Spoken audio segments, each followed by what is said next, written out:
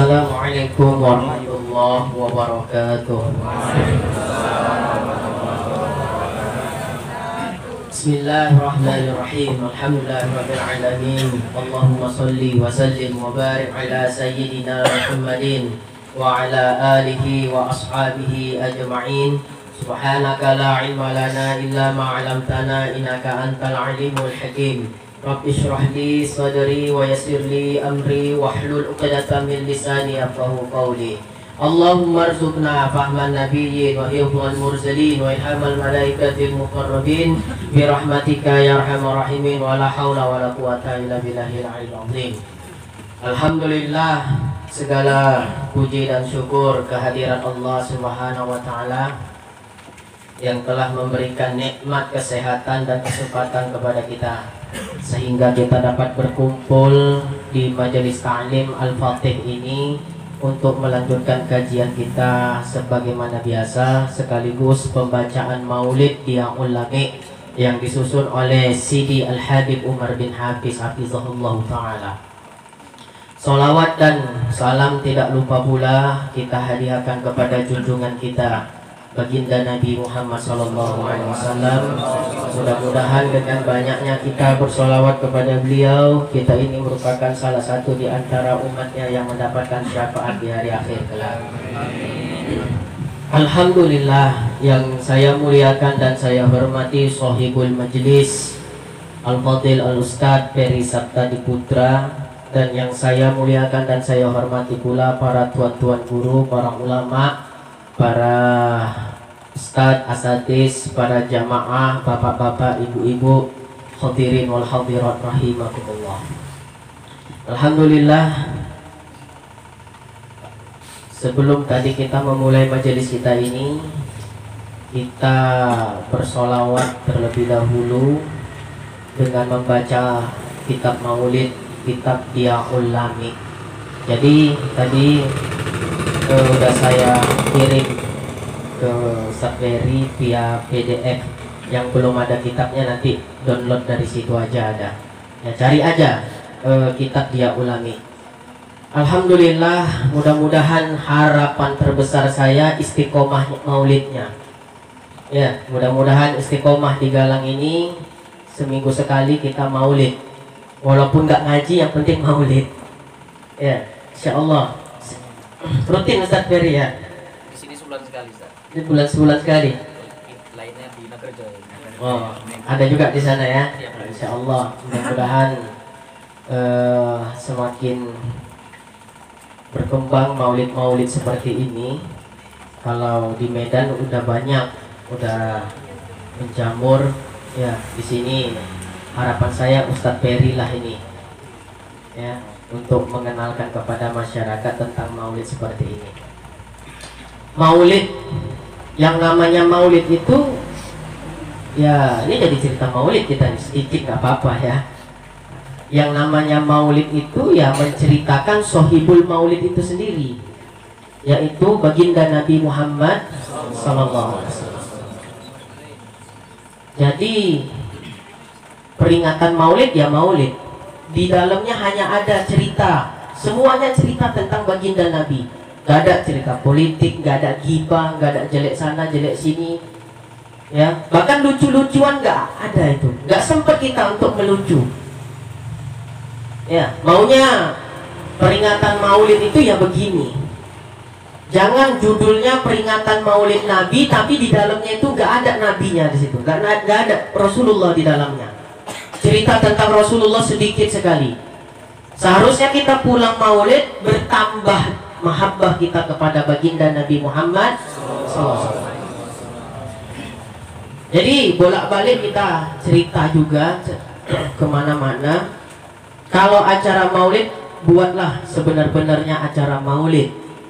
Jangan fokus kepada lucu-lucu, lawak-lawak. Judulnya peringatan maulid Nabi, tapi ceritanya untuk ceramah ketawa-ketawa lucu-lucu. Nah, kalau mau ceramah lucu-lucu ya sekalian undang pelawaknya sekalian, jangan ustadz diundang. Nah, jadi kalau cerita maulid, hadirkan Nabi Muhammad SAW di majelis itu. Jangan Sebaliknya peringatan Maulid tapi untuk seumpama apa namanya kampanye ya. Nah, ini bentar lagi nih bulan 12 nih ya, hati-hati. Kalau memang mau ada hajatan yang lain ya udah judulnya ganti, jangan Maulid ya. Maulid khusus seperti ini, alhamdulillah. Nah, tadi munsyid itu orang yang membawakan qasidah atau yang membawakan maulid. Kalau bahasa kita milenialnya vokalis. Tapi kalau dalam istilah syar'inya adalah munsyid.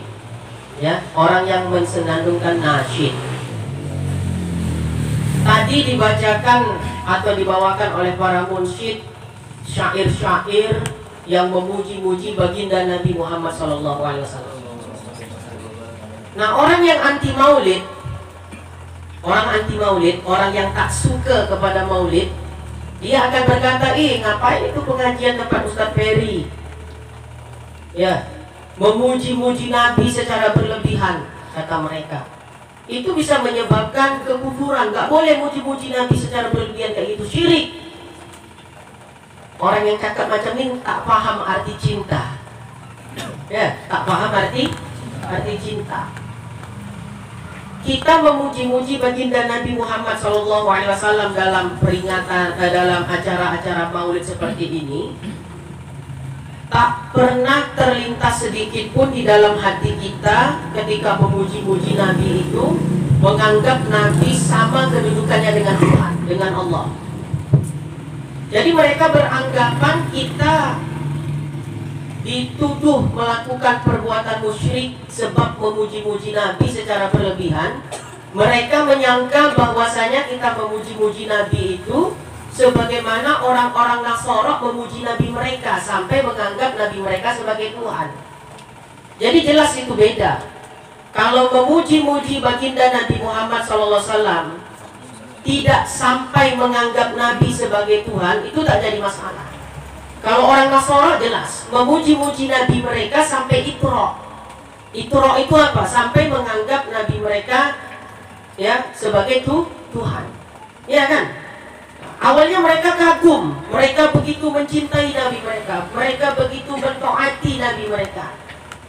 Dan pada akhirnya mereka sampai menganggap Nabi mereka itu memiliki kedudukan yang sama dengan kedudukan Tuhan. Itu disebut dengan Iqra. Jadi itu perbedaannya. Kita muji-muji Nabi Muhammad gak pernah terlintas di pikiran kita, di hati kita bahwasanya Nabi Muhammad itu memiliki kedudukan yang sama dengan Allah. Ketika kita memuji-muji Nabi Muhammad, tak pernah terlintas di dalam pikiran kita bahwasanya Nabi Muhammad SAW itu memiliki kedudukan yang sama dengan Allah.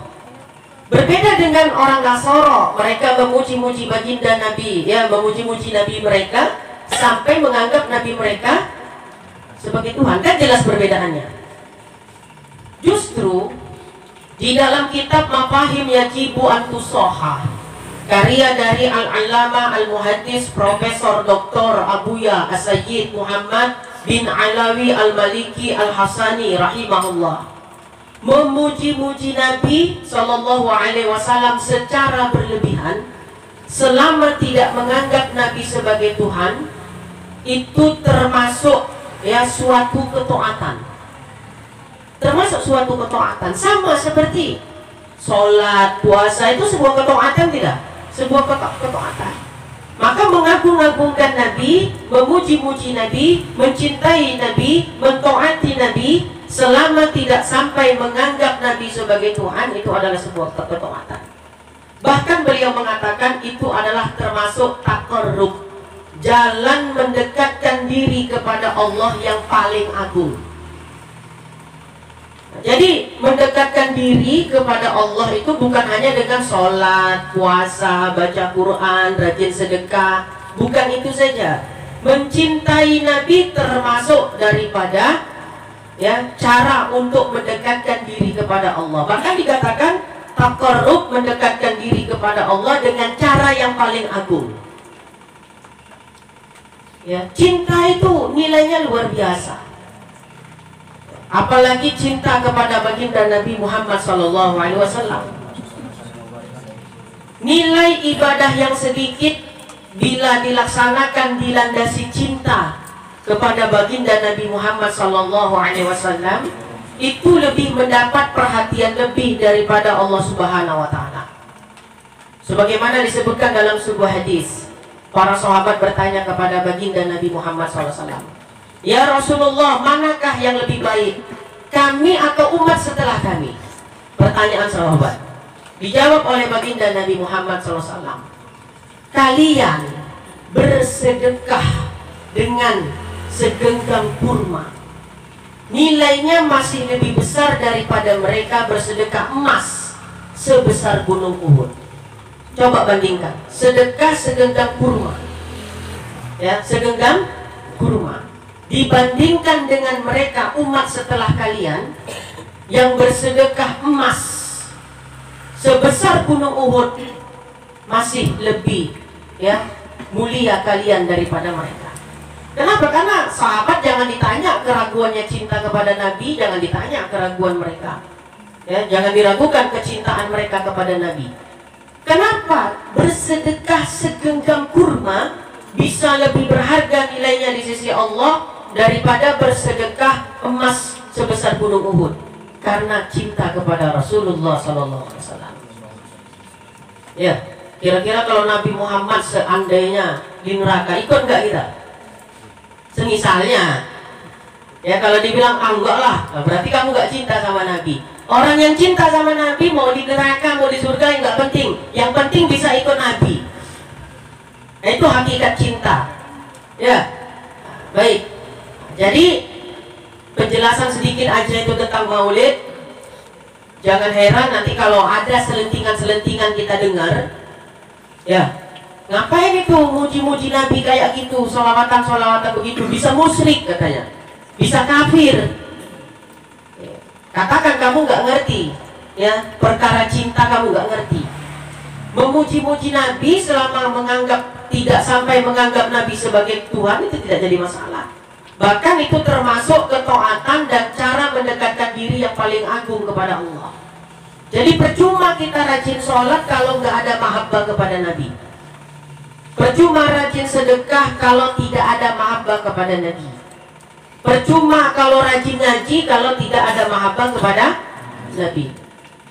Sampai wali, tahu wali? Wali Allah tahu? Ya, pintunya Nabi Muhammad SAW.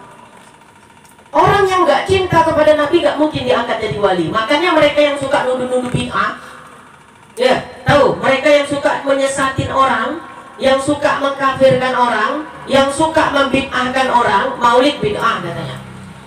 Mana ulama dari kalangan mereka yang jadi wali Allah? Mana? Nggak ada.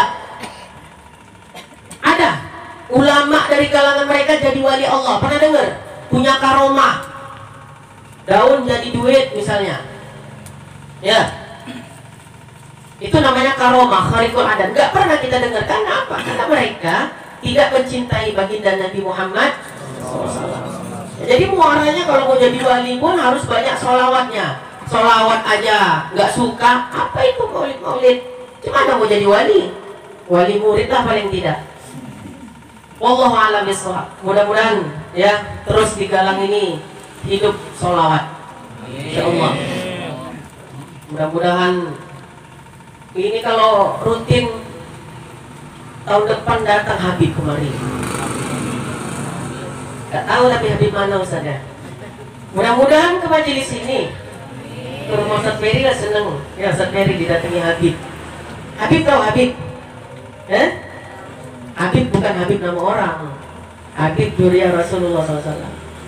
Ya, kemarin yang kita mau di tempat kita sana itu Habib Haikal gitu ya. Ganteng Bu ya. Masya Allah. Nah, baik, kita lanjutkan kajian kita tentang fikih ya.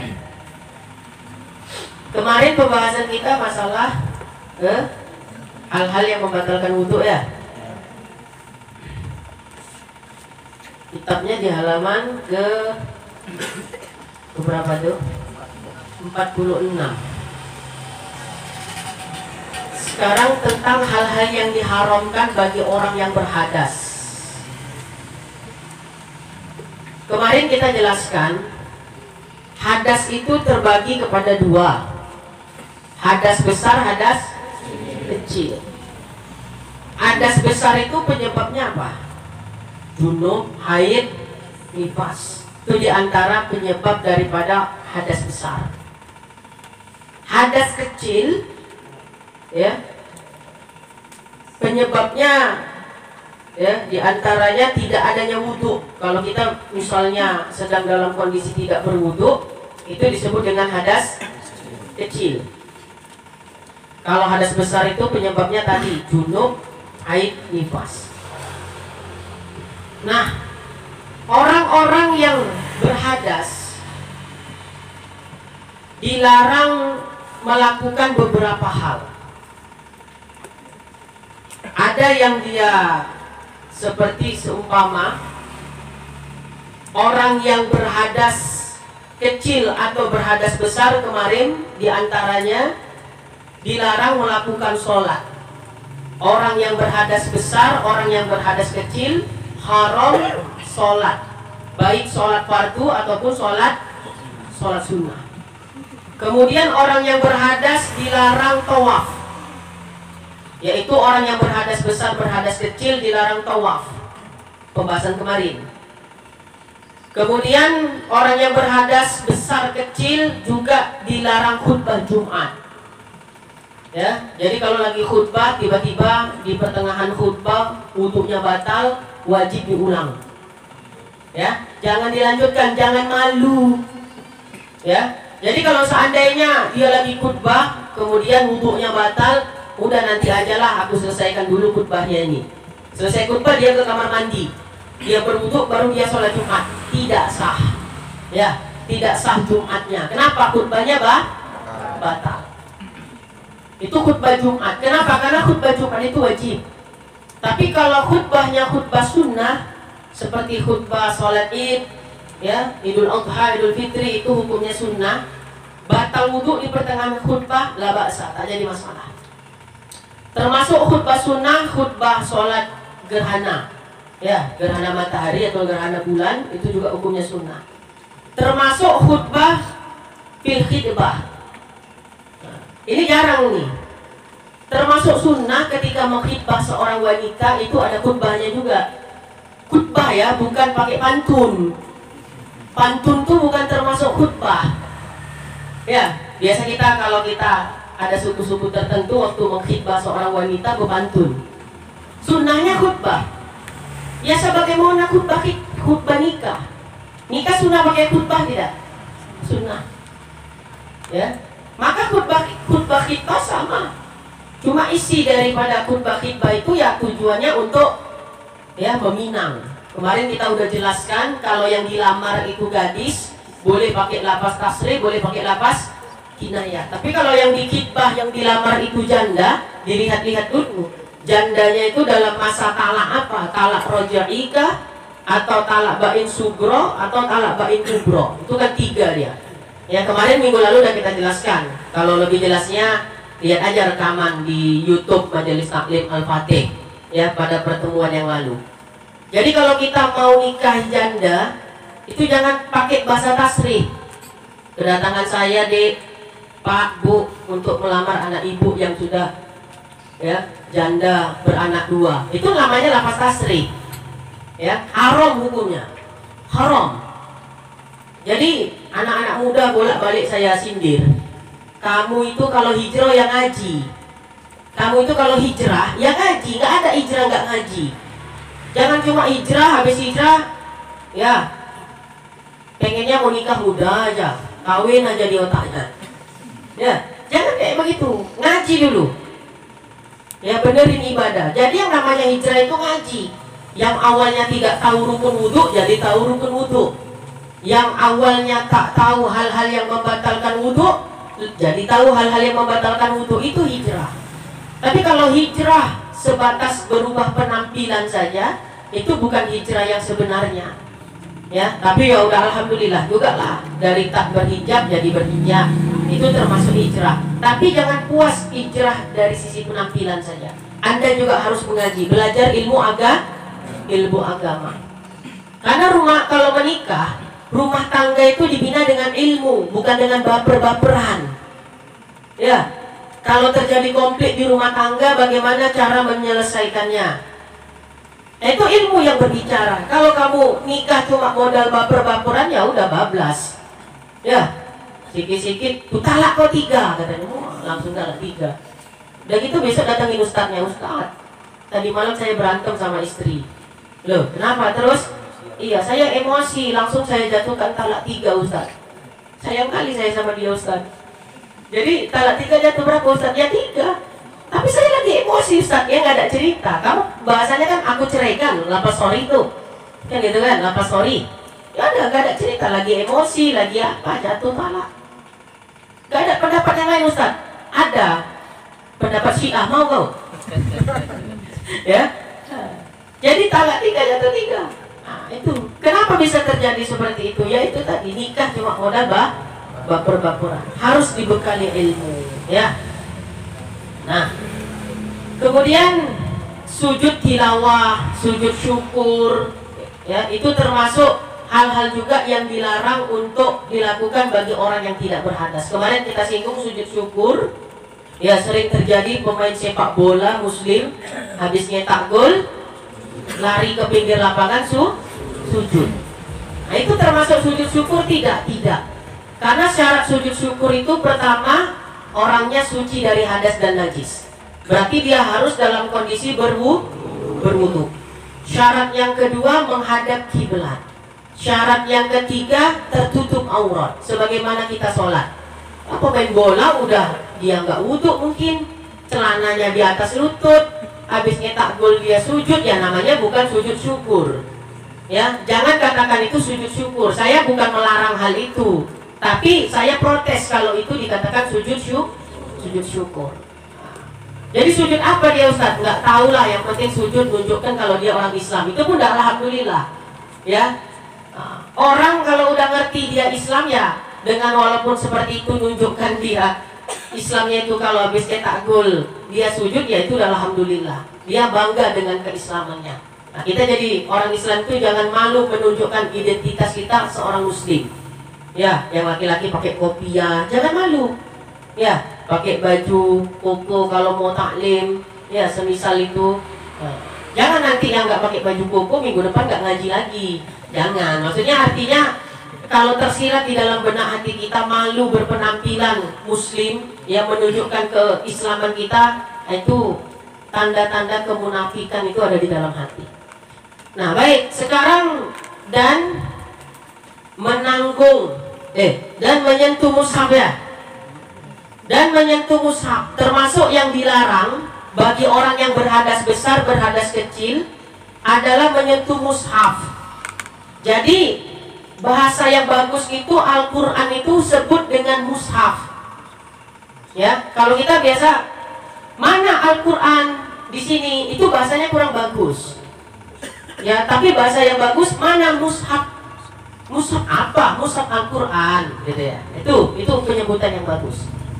Kalau penyebutan Al-Quran saja itu kurang bagus. Makanya kalau ijab kabul nikah, ya Ustaz ini dari tadi contohnya nikah aja, banyak anak muda-mudi nih. Yang perempuan nggak tahu saya kalau lihat ke sana nanti lupa yang mau disampaikan apa. Tolong diatur nanti Ustaz Ferry ya. Untuk yang akhwat-akhwatnya ini gimana nih.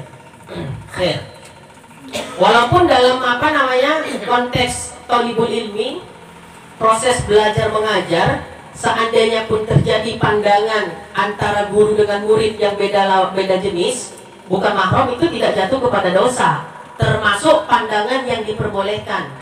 Ya, nah, tapi bagi saya itu bahaya. Nanti hilang semua yang mau disampaikan. Nah kan udah lupa jadinya kan apa yang mau disampaikan. Jadi ijab kabul ya, mushaf. Saya nikahkan anak saya bernama Fulanah, mahar seperangkat sholat dan Al-Quran. Itu kurang elok bahasa macam tuh. Ya. Tapi saya nikahkan anak saya yang bernama Fulanah, mahar seperangkat alat sholat beserta mushaf Al-Quran. Nah, tambahkan mushafnya. Mushaf itu kan sesuatu yang udah dibukukan, itu namanya mushaf.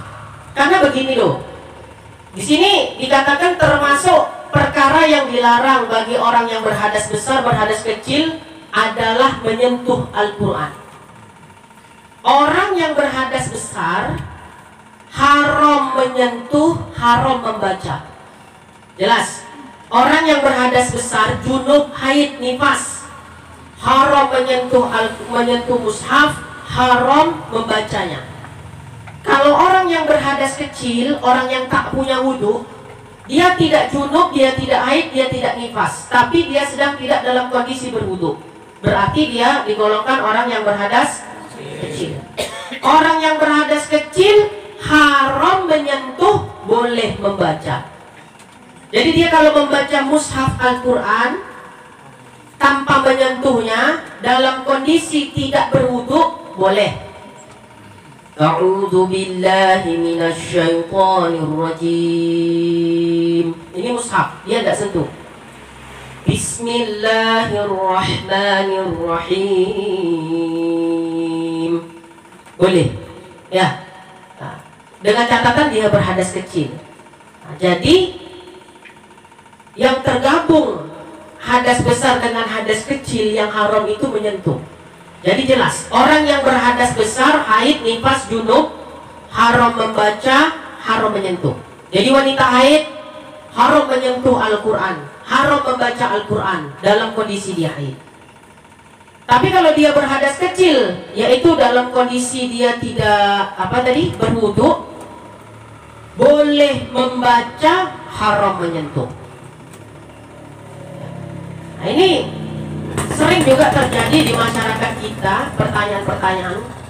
Tapi ada pendapat yang membolehkan Ustaz untuk menyentuh Al-Quran bagi orang yang berhadas kecil. Orang yang nggak punya wudu boleh katanya menyentuh Al-Quran. Karena mushaf Al-Quran itu kan cuma mushaf. Jadi nggak apa-apa disentuh. Bahkan kertasnya kertas ubi, tintanya tinta Cina, kan gitu ya. Nah, jadi nggak apa-apa menyentuhnya. Begini, agak ke tauhid sedikit saya jelaskan. Kalam Allah kalau dalam kaji tauhid tidak berhuruf, tidak beri'rab, tidak berbina, ya, tidak bersuara, ya, itu adalah kalam Allah. Ketika disebut kalam Allah, maknanya dua. Pertama, kalam qadim yang ada pada zat Allah. Kalam qadim yang ada pada zat Allah, itulah kalam yang tak berhuruf, tak bersuara, tak beri'rab, tak berbina. Kalau kalam saya bersuara tak nih? Bersuara. Kalam Allah tidak begitu. Jadi ketika disebut kalam Allah, maknanya dua. Kalam Allah yang ada pada kalam qadim yang ada pada zat Allah Ta'ala, itu kalam yang tidak berhuruf, tidak beri'rab, tidak berbina, dan tidak bersuara, tidak tersusun, tidak ada awalnya, tidak ada akhirnya. Ya, tidak ada awalnya, tidak ada akhirnya. Saya ucapkan terima kasih. Ada awalnya saya, ya, akhirnya kasih. Nah, itu namanya berawal dan berakhir. Kalam Allah, kalam qadim yang ada pada zat Allah tidak seperti itu. Jadi yang pertama, kalam qadim yang ada pada zat Allah Ta'ala, tidak beri'rab, tidak berbina, tidak tersusun, tidak ada awalnya, tidak ada akhirnya. Itu juga disebut dengan Al-Quran. Kalam qadim yang ada pada zat Allah yang tak beri'rab, tak berbina tadi, itu disebut juga dengan Al-Quran. Kalam Allah yang ada pada kita, yang diturunkan melalui Nabi Muhammad SAW, itu kan berhuruf, iya kan? Berhuruf tidak tuh? Bismillahirrahmanirrahim, diawali dengan huruf ba, diakhiri dengan huruf mim. Berhuruf, ada awalnya, ada akhirnya, ya. Kemudian bisa di'irabkan, ba itu huruf jar, ismi itu majrur. Bismi berarti jar majrur, lillahi, ya. Bismi itu menjadi apa? Khobar syibhul jumlah. Takdirnya apa? Itu ada. Itu namanya i'rab. Nah, kedua, kalam Allah yang turun kepada Nabi Muhammad, yang ada awalnya, ada akhirnya, dia berhuruf, dia beri'rab, dia berbina, kalau dibaca ada suaranya, itu juga disebut Al-Quran. Jadi Al-Quran itu ada dua.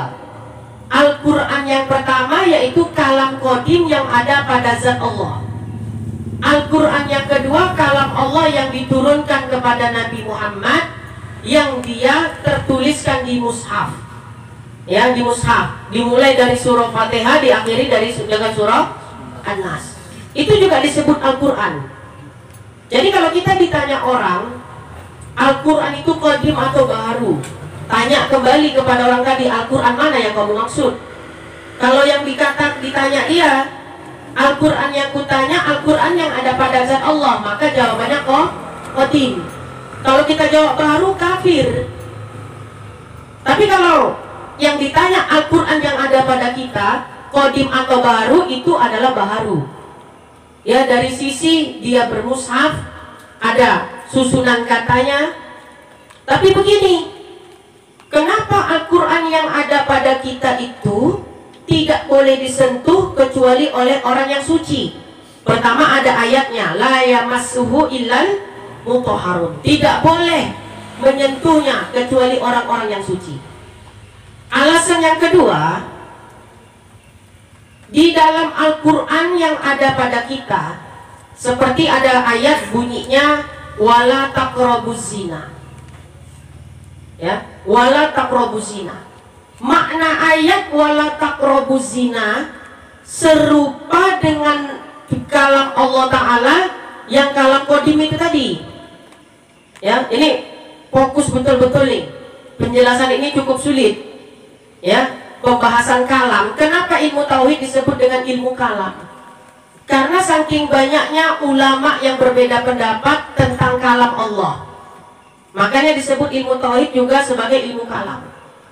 Jadi kan begini, pertama tadi Al-Quran itu ada dua. Kalam qadim yang ada pada zat Allah disebut Al-Quran. Nah, yang kalam Allah yang turun kepada Nabi dan sampai kepada kita dan tersusun dalam satu mushaf, itu juga disebut Al-Quran. Pada kalam qadim, ya, pada kalam qadim yang ada pada zat Allah itu ada makna wala taqrabuz zina. Pada kalam atau Al-Quran yang ada pada kita itu juga ada makna wala taqrabuz zina. Jadi Al-Quran yang ada pada kita, ya, itu sama dengan kalam qadim yang ada pada zat Allah Ta'ala dari sisi maknanya. Ya, pada Al-Quran yang ada pada kita itu ada makna wala taqrabuz zina. Pada kalam qadim itu ada makna, bukan huruf, bukan tulisan ya. Makna dengan tulisan itu beda. Ada makna wala taqrabuz zina. Jadi 30 juz itu yang ada pada kita, semua makna Al-Quran yang 30 juz itu ada juga maknanya pada kalam qadim yang ada pada zat Allah Ta'ala. Maka oleh sebab itu, kenapa kita orang yang berhadas tidak boleh menyentuh Al-Quran? Ya, kenapa? Sebab memuliakan makna yang ada pada Al-Quran yang ada pada kita, yang sama-sama maknanya ada pada kalam qadim yang ada pada zat Allah Ta'ala. Jadi yang kita tidak boleh menyentuh mushaf Al-Quran disebabkan ya sama makna. Ya, ada makna ayat di dalam mushaf Al-Quran itu yang sama maknanya dengan kalam qadim yang ada pada zat Allah Ta'ala. Jadi ditinjau dari sisi maknanya, sama-sama ada makna wala taqrabuz zina semisalnya, maka kita tidak boleh menyentuh Al-Quran itu, sekalipun ditulisnya dengan tinta Cina, kertasnya kertas ubi. Bukan dari itunya, ya, tapi dari makna ayatnya itu sama dengan kalam qadim yang ada pada zat Allah. Itu yang mesti kita muliakan dan kita hormati. Maka berharganya suatu kertas itu tergantung dengan apa yang tertulis di atasnya. Surat tanah itu kertas biasa, tapi kenapa bisa harganya sampai miliaran? Surat kertas biasa. Kenapa? Karena tergantung apa yang tertulis di atas kertas itu. Malah sama-sama kertas kan? Ya, tapi kenapa bisa sampai harganya miliaran? Karena apa yang tertulis di atas itu. Nah, meskipun ini kertasnya kertas ubi, tintanya tinta Cina, tapi yang tertulis di atas kertas itu ya ada makna yang sama dengan makna kalam kodim yang ada pada zat Allah. Jadi mesti kita muliakan. Lebih mulia mana kertas surat tanah sama mushaf? Mushaf kan? Coba kalau nanti ya orang yang mengatakan orang yang nggak punya wudhu boleh menyentuh Al-Quran, suruh cari surat tanahnya, koyak-koyak, marah nggak? Lebih mulia mana rupanya? Muhtaram mana nggak? Surat tanah itu dengan mushaf Al-Quran. Jadi kita memuliakan mushaf Al-Quran itu bukan dari sisi zohirnya, paham ya? Bukan dari sisi kulitnya, bukan dari sisi kertasnya, ya, tapi dari sisi maknanya sama dengan makna yang ada pada kalam kodim pada zat Allah Subhanahu Wa Taala. Itu dari tinjau dari sisi tauhidnya. Kalau ditinjau dari sisi fikih, ya, kenapa orang yang berhadas yang tak punya wudhu haram menyentuh mushaf Al-Quran? Karena ada ayatnya, la yamassuhu illal mutahharun. Tidak boleh menyentuhnya kecuali orang yang suci. Jadi kesimpulan pertama, jangan coba-coba menyentuh mushaf Al-Quran ya, bila tidak ada wudhu. Menyentuh dengan membawa, mana lebih berat? Kalau bahasa Arabnya hamlun dengan masun. Masun itu sekedar menyentuh. Ini seumpama ini apa mushaf. Ya. Nah, saya letakkan tangan saya di sini. Ini namanya masun, menyentuh. Tapi kalau begini namanya hamlun, membawa. Lebih berat mana, menyentuh atau membawa? Nama membawa. Ya. Ini khusus untuk ibu-ibu perwiritan lah nih yang aktif di wirid-wirid. Kalau dalam kondisi haid, jangan coba-coba membawa Al-Quran. Kadang saya heran, Al-Quran itu ditutupi sapu tangan. Saya tanya, Bu, kenapa mushafnya ditutup pakai sapu tangan? Iya Pak Ustadz, saya dalam kondisi haid. Innalillahi wa inna ilaihi raji'un. Menyentuh gini, ini aja haram, apalagi membawa. Ya kalau menyentuh saja haram, lebih berat lagi hukumnya membawa. Walau dilapisi 1000 sapu tangan sekalipun wanita haid haram membawa mushaf Al-Quran. Jangan remeh-remeh perkara hukum ini. Ya, jangan remeh-remeh.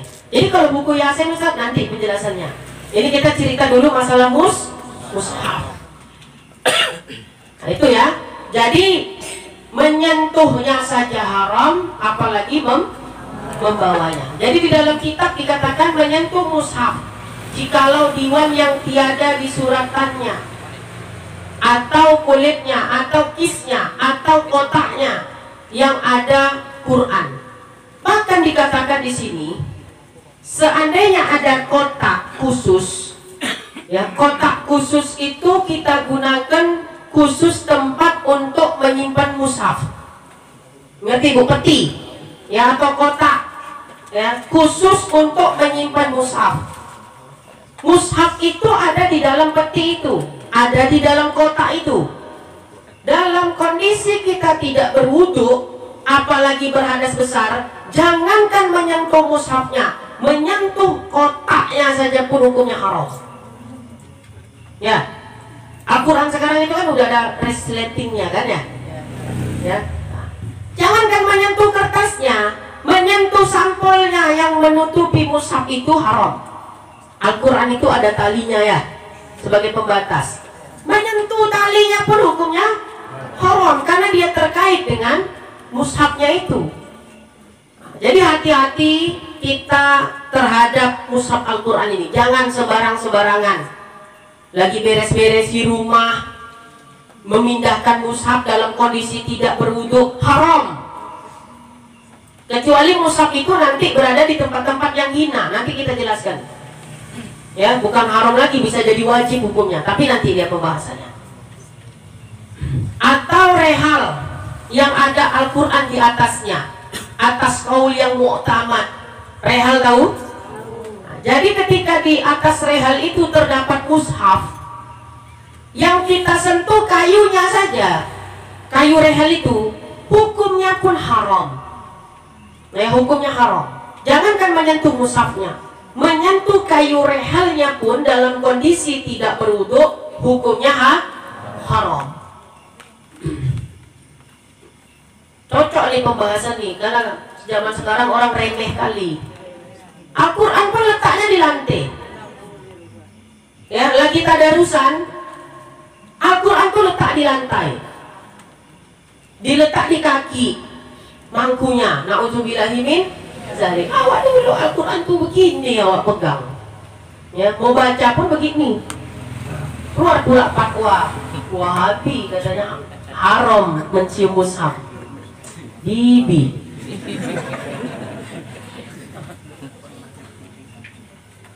Itulah, mau apa dibilang, takdir Allah Ta'ala ada orang tuh. Kalau tak ada orang tuh, malas kita mengaji.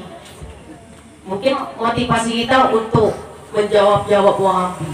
Kampung saya banyak Wahabi Ustaz, makanya saya rajin ngaji katanya gitu ya. Cium tangan nih orang tua nggak boleh, ya semua nggak boleh. Hormat bendera nggak boleh, Maulid Nabi nggak boleh. Oh alah. Itu kok dibawa repot, itu aja kok repot ya. Allah. Jadi dan lauh, ya lauh itu papan yang ada suratan Quran, yang ada tulisan Al-Quran. Jadi papan tulis, kalau di papan tulis itu apa namanya, ada tulisan ayat Al-Quran. Kalau tak wudhu, jangan coba-coba menyentuh papannya. Jadi kalau mau menghapusnya Ustaz, ya sama, ya wudhu. Kok repot kali gitu Ustaz? Ya inilah tujuan kita ngaji, supaya kita lebih memuhtaramkan, memuliakan mushaf Al-Quran, supaya tidak sembarangan lagi kita kepada Al-Quran. Jangan sampai awak rajin baca Quran, di akhirat awak dilaknat Al-Quran. Ya, Al-Quran tuh melaknat awak. Awak rajin baca Quran maksudnya supaya di akhirat diberi syafaat oleh mushaf, oleh Al-Quran yang dibaca itu. Ternyata sebaliknya. Nah, baik.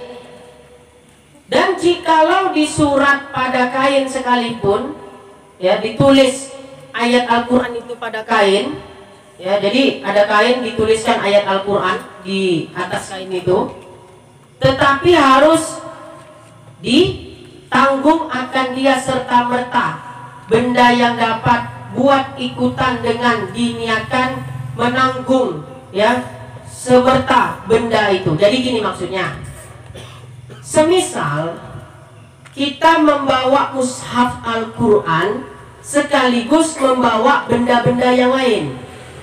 Semisal di tas kita bawa tas, di dalamnya ada gincu, ada lipstik, adalah benda-benda lain, dan termasuk di dalamnya itu ada mushaf Al-Quran. Bagaimana hukum membawa mushaf Al-Quran itu bagi orang yang tidak punya wudhu? Paham nih masalahnya? Kalau lebih banyak benda-bendanya daripada mushafnya, dan ketika jika lebih banyak benda-bendanya daripada mushafnya dan diniatkan untuk membawa benda-benda itu, bukan membawa mushaf secara khusus, itu boleh. Tapi kalau seandainya di dalam tas itu ada mushaf Al-Quran, ada benda-benda yang lain, ya kita niatkan membawa secara khusus mushaf itu tadi, itu hukumnya haram. Bisa dipaham nggak? Inilah tas, masuk mushaf, masuk gincu, masuk segala macam ke dalamnya. Tapi niat kita untuk membawa barang-barang itu, walaupun mushaf itu di dalamnya, tapi kita tidak niatkan untuk membawa mushaf itu secara khusus. Kan ada itu prioritas itu kan, ya barang prioritas, termasuk handphone. Handphone ketika digabung dengan barang-barang yang lain, ketika dibawa pasti jadi tetap prioritas handphone itu. Nah itu saya maksud. Jadi ketika mushaf Al-Quran berada pada satu tas, yang di dalam tas itu terdapat barang-barang yang lain, tapi niat ia dalam membawa tas itu untuk membawa barang-barang itu tadi secara khusus. Artinya yang prioritasnya dia bawa bukan mushafnya, tapi barang-barangnya itu tidak jadi masalah, tidak haram. Paham? Tapi kalau barang-barang itu banyak di dalam tas, kemudian dia masukkan mushaf Al-Quran ke dalamnya, memang prioritasnya membawa mushaf itu. Dalam kondisi dia berhadas, hukumnya haram. Jelas ya? Itu menurut Syekh Ibnu Hajar Al-Haytami dalam kitab beliau Tuhfatul Muhtaj di Syarhil Minhaj. Demikian juga pendapat Syekh Romli, Syihabuddin Ar-Romli dalam kitab beliau Nihayatul Muhtaj bi Syarhil Minhaj. Nah, jadi lihat motivasi dia bawa barang-barang itu untuk apa. Nah, ini perlu diperhatikan ya. Bagi orang yang membawa mushaf Al-Quran di dalam satu tas seumpamanya, nah, maka dilihat niatnya. Prioritasnya itu membawa barang-barang yang lain atau prioritasnya memang membawa mushaf itu. Kalau prioritasnya membawa khusus mushaf itu, haram membawa mushaf tersebut sekalipun di dalam tas dalam kondisi dia tidak berwudu. Hati-hati. Dan harus itu maksudnya boleh. Ya, ini bahasa Melayu macam ini lah. Dan harus pula ditanggung dan menyentuh serta tafsir yang banyak huruf daripada Quran. Ustadz, tadi jelas menyentuh mushaf Al-Quran hukumnya haram bagi orang yang berhadas besar atau berhadas kecil.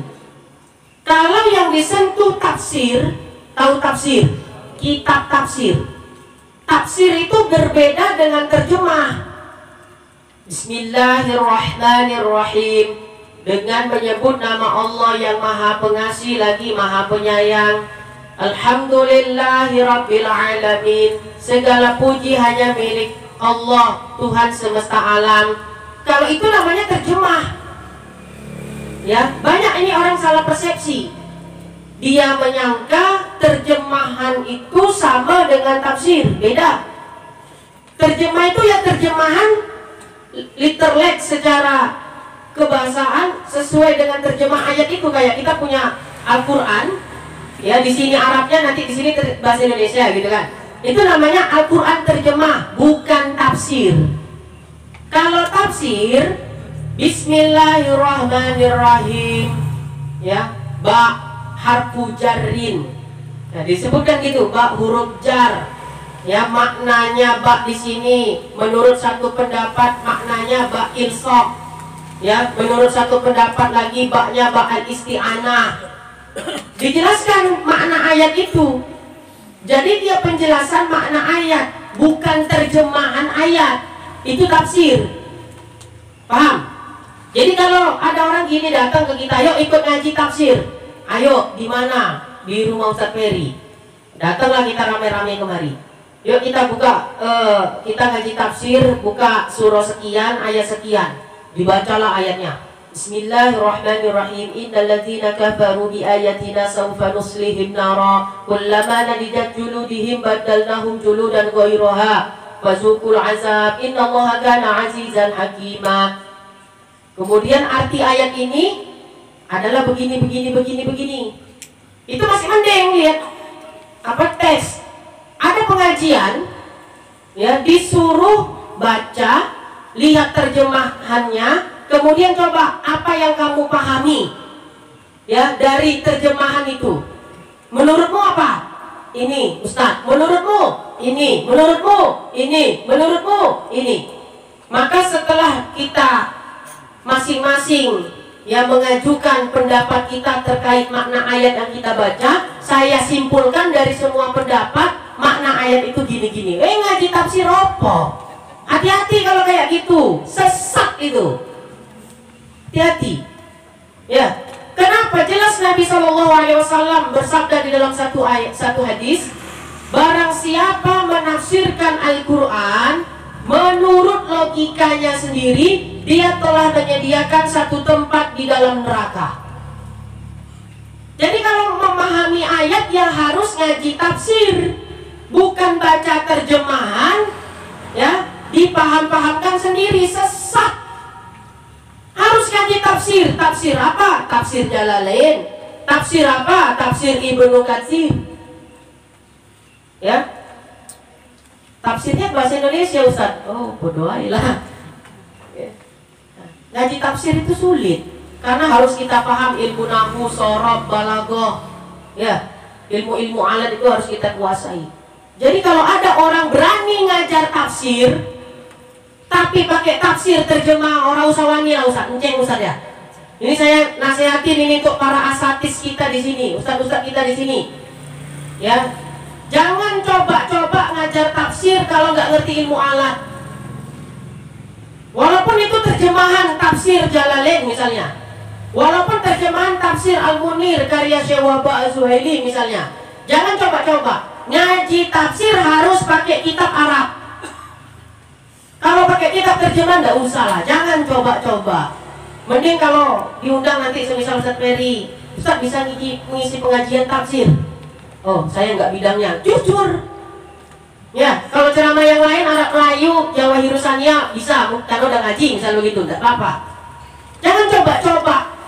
Ya, saya ingatkan nih untuk para asatis, walaupun kita udah bergelar ustadz, ya, tapi kalau belum ngerti ilmu alat, jangan coba-coba ngajar tafsir. Nanti orang jadi sesat. Walaupun yang diajarkan terjemahan dari tafsir itu sendiri. Kenapa? Karena terjemahan itu pun kadang lebih banyak tak sesuainya dengan kitab aslinya. Ya, kadang ada yang dilompat-lompat gitu. Gak semuanya dijelaskan. Menurut penerjemah sulit diterjemahkan, udah dilewatkan gitu. Sementara kita berpatokan kepada terjemah itu bahaya. Boleh baca buku terjemah, tapi untuk pembanding aja, untuk teman apa diskusi. Jangan dipatokkan kita untuk terjemah. Saya waktu sowan ke Kiai Maimun Jubair, ya, ketika itu beliau dawuh kasih kita nasihat, ya, sambil sarapan, sambil cerita, setelah sarapan cerita-cerita dengan beliau. Jangan jadi Ustadz Injil, kata beliau. Ustadz Injil, apa lah maksudnya gitu. Kenapa? Bahasa Injil itu kan bahasa aslinya bahasa apa? Al-Quran bahasa Arab, Taurat bahasa, Zabur bahasa, Injil bahasa apa? Oh, innalillah. Bahasa apa?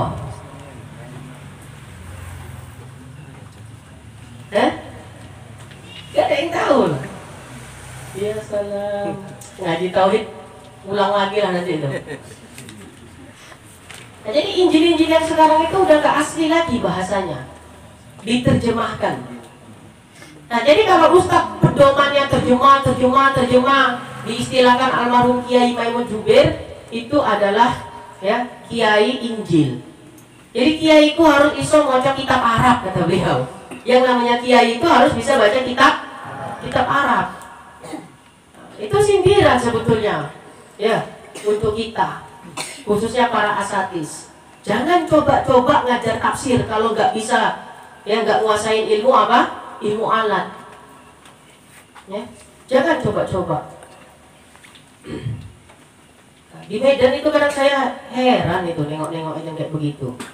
Setahu kita nggak punya basic bisa baca kitab, kok berani-beraninya ngajar tafsir? Ya, kok berani-beraninya ngajar tafsir? Oh, luar biasa. Nah, jadi pokoknya intinya ini, ya, terjemah dengan tafsir itu beda. Udah jelas bedanya, ya. Ya, kalau terjemahan itu ya terjemahan dari ayat yang dibaca, seperti yang kita beli mushaf Al-Quran itu. Nah, jadi kalau jual beli pun nanyanya gini, Pak, ada jual mushaf Al-Quran. Kalau di bahasanya, Pak, ada jual Al-Quran. Ya, saya punya toko kitab, kalau nanya kayak begitu saya bilang nggak ada. Padahal ada. Ya, kenapa? Takut ikut saya salah nanti dikiranya ada jual Al-Quran yang dalam koding. Saya jawab ada, kan kafir saya nanti kan. Saya bilang nggak ada. Itu ada Ustaz, benerin bahasanya, saya bilang. Ya, ada jual mushaf Al-Quran gitu. Nah, itu bener, mushaf Al-Quran berarti yang ada pada kita, kan gitu kan. Nah, kalau Al-Quran tadi kan bisa jadi maknanya kalam koding. Nah, baik, menyentuh tafsir Al-Quran. Nanti ini kaitannya dengan menyentuh buku Yasin bagi wanita haid, khusus ibu perwiritan itu kan supaya paham. Menyentuh tafsir. Pertama kita paham dulu mana yang terjemahan, mana tafsir. Udah jelas tadi perbedaannya. Ya, tafsir itu penjelasan makna ayat. Ya, seperti Bismillahirrahmanirrahim atau Alhamdulillahirabbil alamin. Alhamdu, ada hamdun. Hamdun itu namanya pujian. Ada as-sana'u, ada hamdun. Sama artinya, sama-sama pujian. Cuma kalau yang disebut dengan as-sana', ya, pujian yang dengan bahasa Arabnya as-sana'u, yaitu ketika seseorang mendapatkan nikmat maka dia memuji. Kalau tidak diberi nikmat dia tidak memuji. Itu namanya as-sana'u. Tapi kalau hamdun, diberi nikmat tidak diberi nikmat kita mesti memuji. Nah, di dalam Al-Quran itu dengan kalimat hamdun, alhamdu, berarti Allah beri kita nikmat atau Allah tidak berikan kita nikmat, kita wajib dan mesti memuji Allah. Padahal pujian itu ada dua bahasa Arabnya, ada as-sana'u, ada hamdun. Ya, kenapa Allah memilih alhamdu bukan as-sana'u? As-sana'u lillahi rabbil alamin, artinya juga sama-sama pujian. Tapi lebih dalam makna alhamdu daripada as-sana'u. Kalau as-sana'u itu memuji ketika diberi nikmat. Ketika tidak diberi nikmat maka tidak dipuji. Nah, kalau alhamdu diberi nikmat tidak diberi nikmat kita mesti memuji. Lebih mana dalam maknanya? Alhamdu. Makanya alhamdulillahirabbil alamin. Itu nggak dijelaskan di terjemah, ini di tafsir. Kemudian alhamdu di situ ada alif lam. Alif lamnya itu alif lam apa? Ya, di situ alif lamnya alif lam al-jinsiyah yang bermakna kullun. Artinya semua pujian yang 4 itu, ya kan, kalau kita ngaji tauhid puji itu ada berapa? 4. Ya, semua pujian kembali kepada Allah. Artinya kalau kita dipuji orang jangan bangga. Ya, cepat-cepat kembalikan kepujian itu kepada Allah dengan mengucapkan alhamdulillah. Dari mana kita tahu semua pujian itu kembali kepada Allah? Dari alif lamnya. Alif lamnya itu bermakna bermakna al-jinsiyah yang semakna dengan kullu. Nah, itu ngaji tafsir kayak begitu. Ya. Itu namanya tafsir. Jadi, menyentuh tafsir Al-Qur'an bagi orang yang berhadas boleh atau haram. Kalau lebih dominan, lebih banyak ayat Al-Qur'annya daripada tafsirnya, maka haram menyentuhnya. Ya, itu rinciannya. Kalau lebih banyak ayatnya daripada tafsirannya, ya, haram menyentuhnya. Kalau lebih banyak tafsirnya daripada ayatnya, itu boleh menyentuhnya. Ya, itu boleh menyentuhnya. Kalau sama, haram. Jadi buku Yasin itu ada surah Yasin. Apa hukum menyentuh atau membawa buku Yasin bagi orang atau wanita yang sedang berhadas seperti wanita haid? Tinggal dilihat lebih banyak ayat Al-Qur'annya kah atau huruf Latinnya? Kira-kira gimana, Ustaz? Lebih banyak Latinnya dan doa-doanya. Ayat Al-Qur'annya hanya beberapa. Jadi ditinjau dari pembahasan ini, wanita yang berhadas seperti wanita haid boleh membawa ataupun menyentuh buku Yasin. Tapi kalau haid jangan ikut baca. Ya, kalau haid jangan ikut baca karena haid itu hadas besar. Tadi udah kita sampaikan, orang yang berhadas besar haram membaca, haram menyentuh. Hadas kecil boleh membaca, haram menyentuh. Jadi kan podoai haid, ya, dia bawa buku Yasin, dia ikut baca. Jadi nggak masalah haid ikut wirid, ya Bu, ya, nggak masalah haid ikut wirid, nggak masalah. Tapi jangan ikut baca surah Yasinnya. Kalau baca tahtim tahlilnya niatnya zikir nggak apa-apa. Ya, apa contoh tahtim tahlil, apa bacaannya? Apa Ustaz? Nah, itu termasuk ayat yang lakotar apa? Rabbana wala tuhammilna ma la itu termasuk ayat Al-Qur'an tuh. Tapi kita niatnya because disyukur. Niatnya adalah untuk zikir, bukan niat untuk membaca Al-Quran, itu tak jadi masalah. Jadi Ustaz, saya sebelum tidur udah biasa, sebelum tidur baca Fatihah, baca ayat kursi, ya, baca surah Al-Ikhlas. Sebelum tidur selalu saya amalkan. Kalau saya dalam kondisi haid, Ustaz, gimana? Masih boleh nggak ngamalkan itu? Boleh. Karena niatnya bukan untuk membaca Quran, tapi niatkan untuk zikir.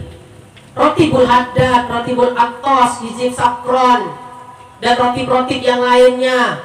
Itu ayat-ayat Al-Quran. Bolehkah orang yang berhadas besar, berhadas kecil, berhadas kecil seperti wanita haid, lelaki junub, orang yang tak punya wudhu untuk membaca itu? Boleh. Tapi niatnya untuk zikir. Sama kalau ada orang meninggal diumumkan di masjid, telah berpulang ke rahmatullah, katanya, Fulan bin Fulan. Kita baca apa biasa? Inna lillahi wa inna ilaihi raji'un. Itu ayat Al-Quran tidak itu? Ayat Quran. Boleh tidak dibaca? Boleh, karena niatnya untuk zikir. Ya. Niat membaca itu jelas-jelas kita sediakan mushafnya, kita baca Bismillahirrahmanirrahim. Itu haram. Jadi masalah menyentuh atau membawa, kalau yang disentuh atau yang dibawa itu mushaf, mushaf itu ada lembarannya, itu namanya mushaf, haram. Tapi kalau Al-Quran itu berada di HP, tahu HP ya? Kan ada apa namanya? Ya, aplikasi Al-Quran itu. Kita baca Al-Quran itu dari handphone tanpa berwudu, hukumnya apa? Boleh. Disentuh juga boleh, karena itu bukan mushaf. Karena definisi mushaf itu ada lembarannya seperti ini. Jadi menyentuh Al-Quran dalam Al-Quran, aplikasi Al-Quran dalam kondisi kita tidak berwudu, hukumnya boleh. Ya, karena itu bukan termasuk mushaf. Bukan termasuk mushaf. Tapi untuk niat muhtaram memuliakan Al-Quran sebaiknya, ya, sebelum membaca Al-Quran sekalipun dari mushaf, ya, sebaiknya berwudu juga terlebih dahulu. Ya, berwudu untuk niatkan untuk muhtaramkan, memuliakan Al-Quran supaya dapat pahala. Nah, ini lagi satu saya ingatkan ya. Gak usahlah buat-buat nada dering handphone bacaan Al-Quran. Ya, nggak usah nada dering handphone itu bacaan Al-Quran. Kenapa? Karena sulit itu menjaga maknanya. Nanti handphonenya bunyi baru sampai ayat, ya, alladzina yu'minuna bil ghaib. Halo, putus makna. Ya kan? Alladzina yu'minuna bil ghaib. Halo, rusak nggak maknanya? Rusak. Kecuali bisa kita tunggu wakaf. Alladzina yu'minuna bil ghaibi wa yuqimuna as-salata wa mimma razaqnahum yunfiqun. Halo? Kok udah gak jawab ya? Udah kelamaan. Ya. Nggak usah pakai nada dering Al-Quran. Soleh itu terlihat bukan dari, ya, HP-mu nada dering Al-Quran, ya, ajan. Ya, bukan itu. Soleh itu ajaran agama dilaksanakan, perintah Allah dijalankan, larangan Allah dijauhi. Nah, itu baru, ya, soleh. Udah jam 10 lewat udah. Nah, jadi itu beberapa poin lah penting ya. Insya Allah nanti disambung pada pertemuan yang akan datang. Ya, termasuk perkara-perkara yang dilarang bagi orang yang berhadas besar, berhadas kecil, terkait masalah menyentuh atau membawa mushaf. Dan segala sesuatu yang tertulis padanya ayat Al-Quran, walau satu ayat, hukumnya haram disentuh bagi orang yang berhadas. Seumpama di kertas tisu ini ada satu ayat, ya, satu ayat aja, zalikal kitabu la raiba fihi hudal lil muttaqin, tertulis di kertas ini satu ayat Al-Quran. Maka bagi orang yang tidak berwudu haram menyentuhnya. Ya, intinya apapun yang tertulis padanya ayat Al-Quran haram untuk disentuh. Kalau kaligrafi, ya, kalau kaligrafi itu kan tujuannya untuk hiasan. Untuk hiasan la ba'sa, tidak jadi masalah.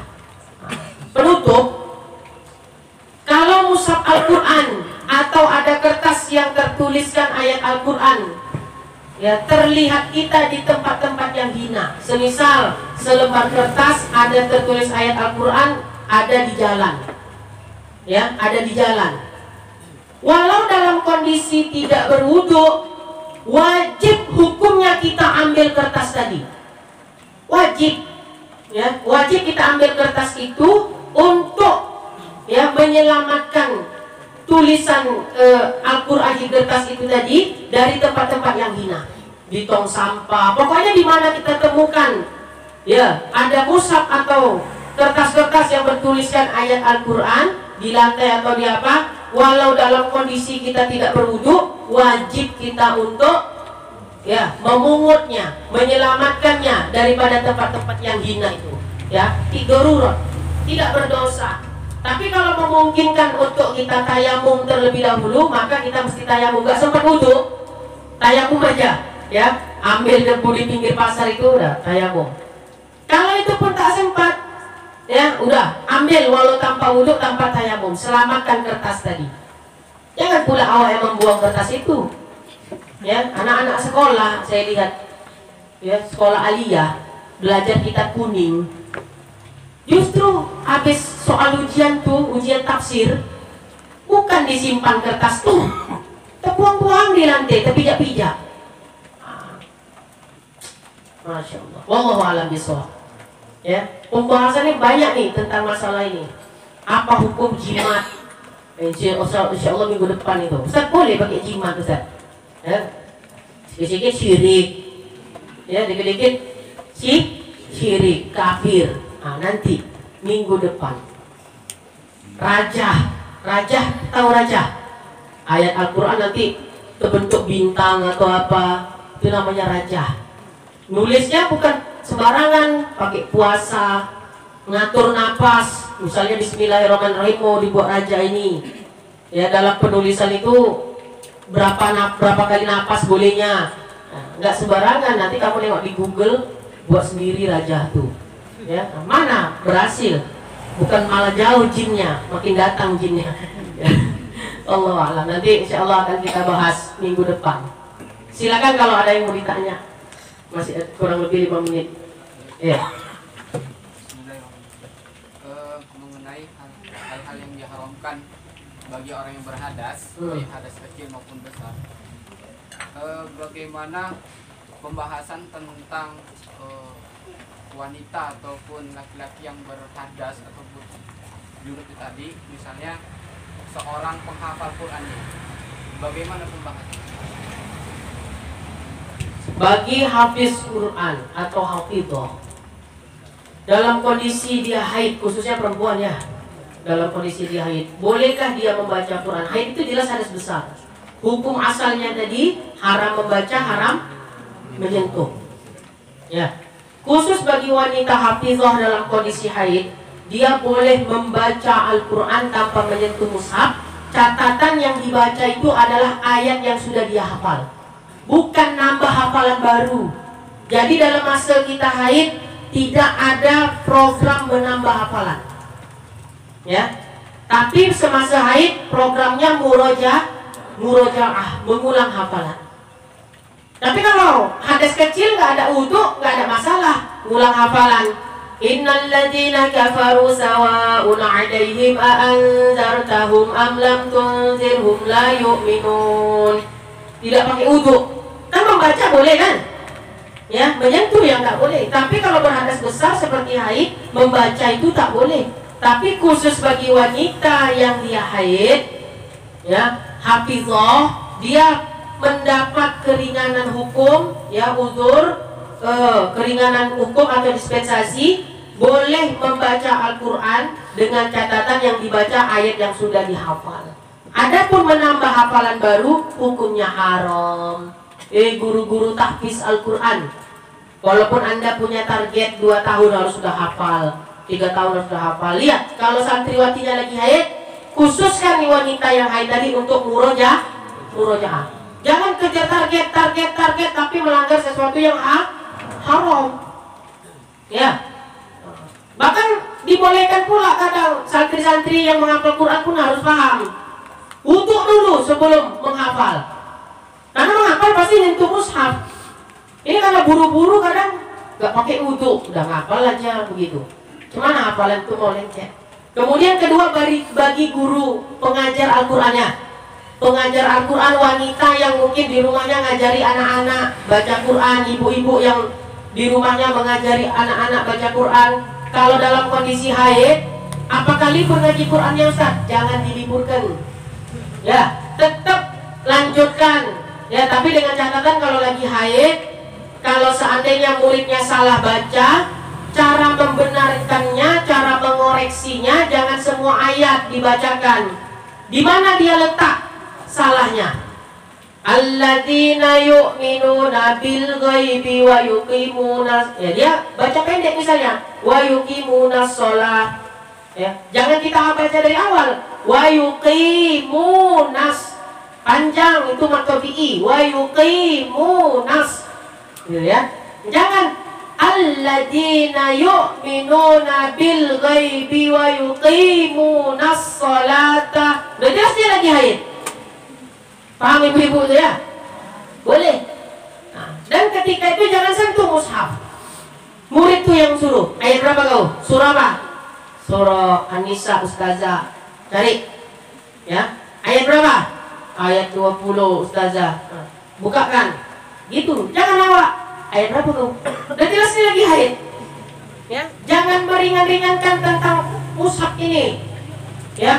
Jangan meringan-ringankan hukum tentang Al-Quran ini. Bahaya. Itu diantara jawabannya. Yang lain silakan satu pertanyaan lagi dari laki-laki. Ustaz Ferry lah nih. Berapa orang terserah? Semua punya jawaban. Tapi saya pulang duluan. Ntar ya yang belum. Ibu-ibu kalau mau nanya silakan.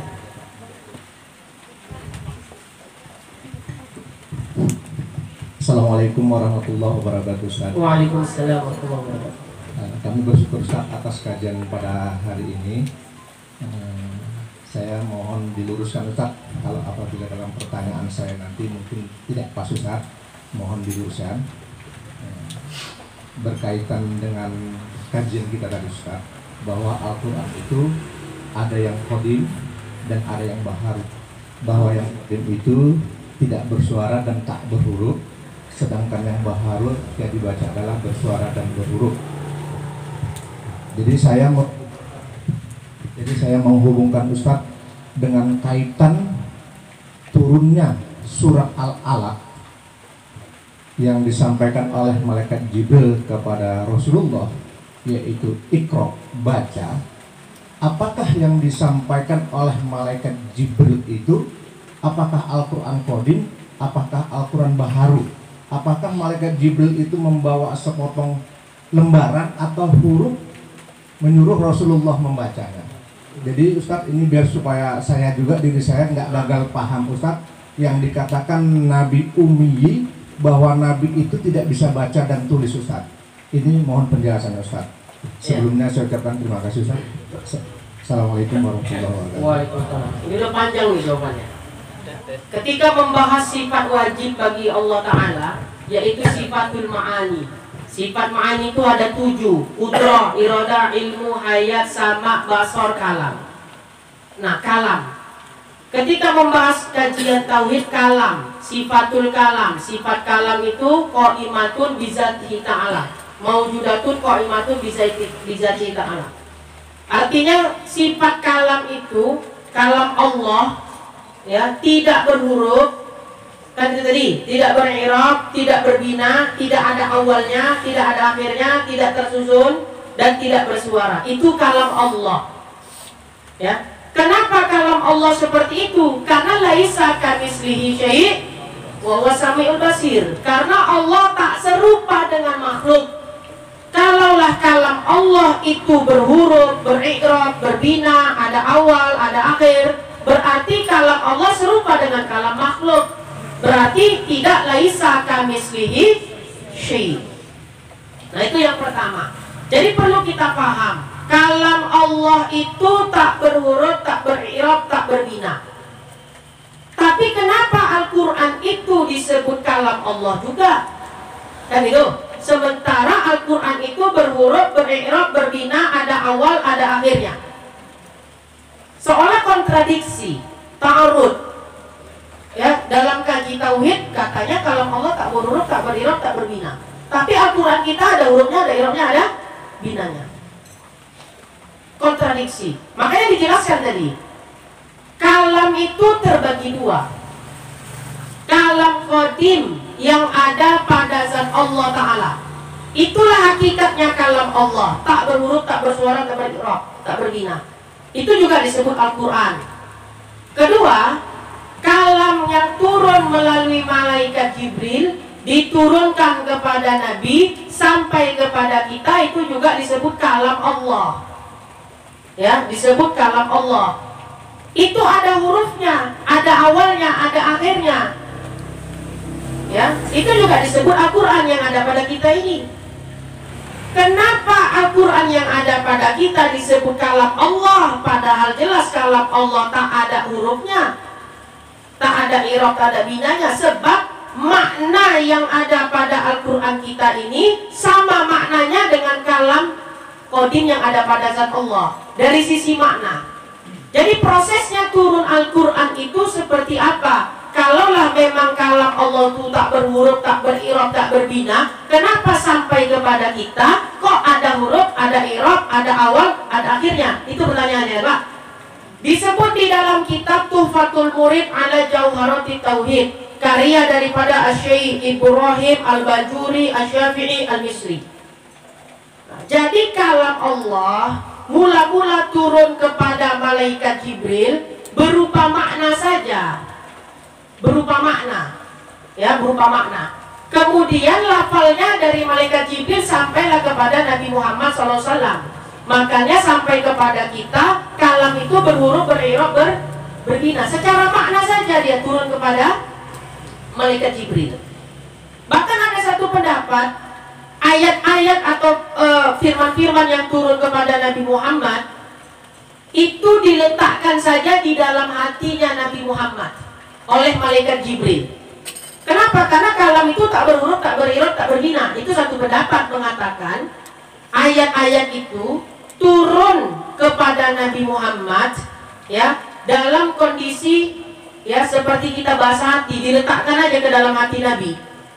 Ini malaikat Jibril bawa firman, ya, kemudian diletakkanlah makna firman itu tadi ke dalam hati Nabi. Kemudian terlafalkanlah oleh lisannya Nabi. Makanya ada hurufnya, ada i'rabnya, ada binanya. Nah, ini pembahasan macam ini sedap memang, betul dikaji.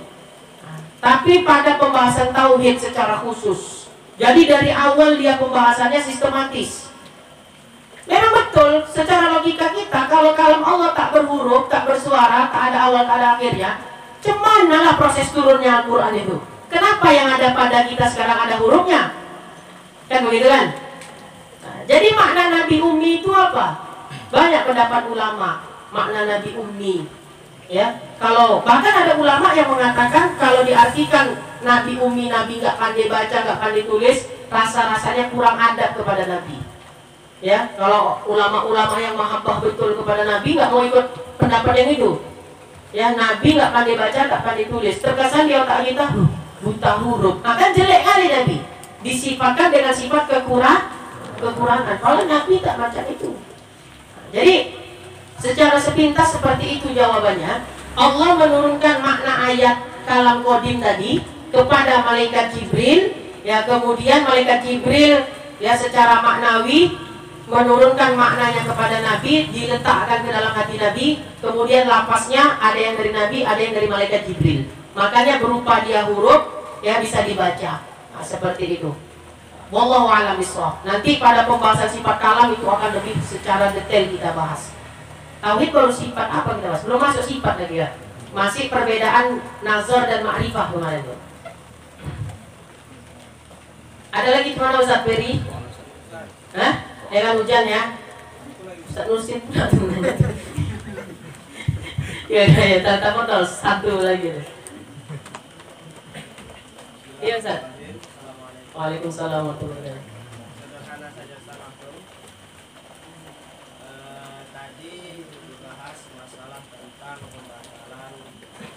Masalah Ustaz? Batalan masalah wudhu tadi Pak kan?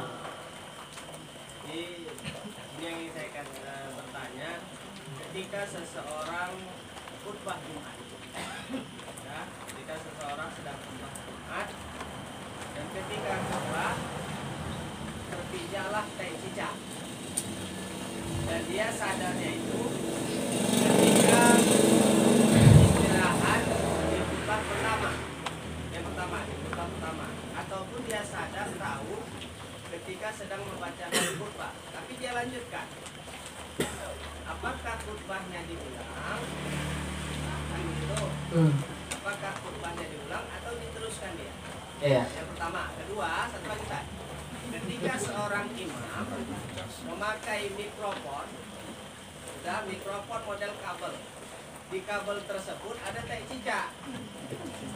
Apakah imamnya ini dilanjutkan atau tidak? Iya. Terima kasih. Nah, terkait pembahasan membatalkan wudhu ya, kalau konteksnya membatalkan wudhu, kemarin kita bahas batal wudhu cuma 4.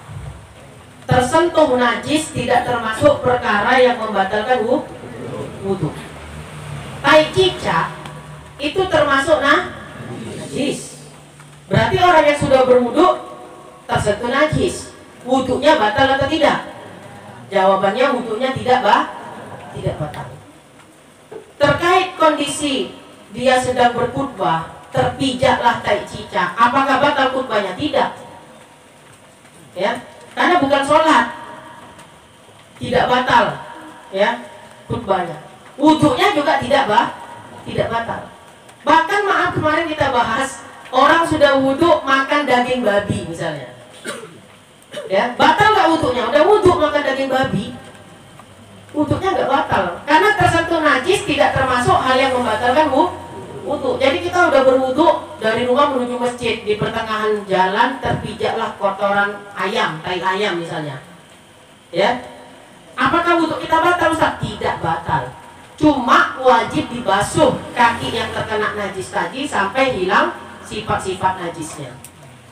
Nah, tapi kalau terjadi terkena tai cicak ketika sholat, ya, apakah sholatnya dihukumi batal?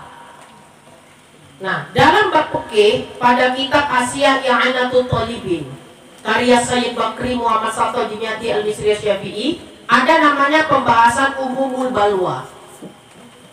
Tai cicak kalau dalam kondisi kering termasuk umumul balwa yang hukumnya najis makfu. Ya, tapi kalau dalam kondisi basah dia tidak dimakfu lagi. Nah, artinya semisal kita lagi sholat kejatuhan tai cicak, ya, nempel di baju, maka jatuhkanlah itu tai cicak itu tadi lagi sholat. Jangan dipegang. Kalau dipegang langsung ya batal wudhunya, menyentuh najis. Digoyang-goyang bajunya. Disinilah najisnya, di sini goyangnya sampai terjatuh dia. Bergerak 3 kali lah Ustaz, enggak apa-apa, tidak batal sholatnya karena ada di maslahat di sholat. Bergerak lebih dari 3 kali untuk tujuan kemaslahatan sholat. Digerak-gerakkan bajunya. Kalau dibiarkan aja batal sholat.